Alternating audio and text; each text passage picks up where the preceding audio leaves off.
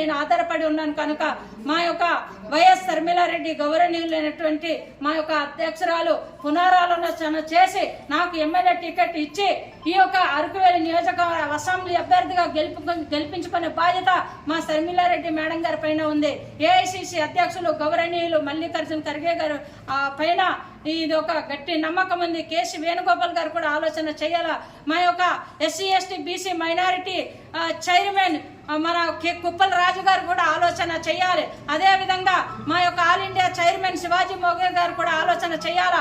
ఒక అరకువేలి నియోజకవర్గం గెలిస్తే ఈ యొక్క ఆంధ్రప్రదేశ్ రాష్ట్రం గెలిచినట్టే కనుక గెలుస్తుంది కనుక అసెంబ్లీలో నేను అడుగు పెట్టాలా. మా ప్రజల భావజాలు ముందుకు తీసుకెళ్లాలా. మన గిరిజనుల హక్కులు చట్టాల కోసం నేను పోరాటం చేయాలంటే ఇచ్చి తీరాలా.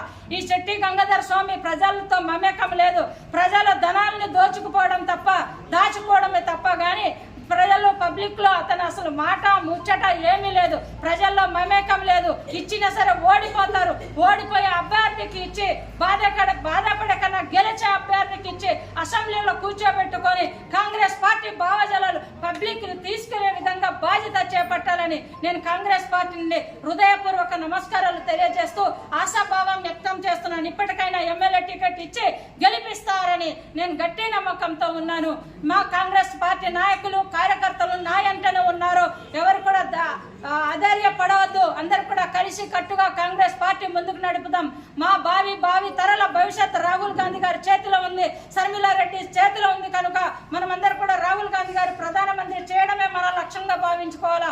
ఈవేళ మన రాష్ట్రంలో ప్రత్యేక హోదా తెచ్చి విభజనలో హామీలో ఉన్నవన్నీ కూడా ఇంప్లిమెంట్ చేసుకునే బాధ్యత మన ప్రతి ఒక్కరిపైన ఉంది కనుక మీరందరూ కూడా కాంగ్రెస్ పార్టీలోనే ఉండి కొనసాగుతారని, ఎవరు కూడా ఎక్కడ వెళ్ళవద్దని కాంగ్రెస్ పార్టీ హస్తం గుర్తు రాహుల్ గాంధీ గారికి ఓటేసి గెలిపించే బాధ్యత మన ప్రతి ఒక్కరిపైన ఉంది.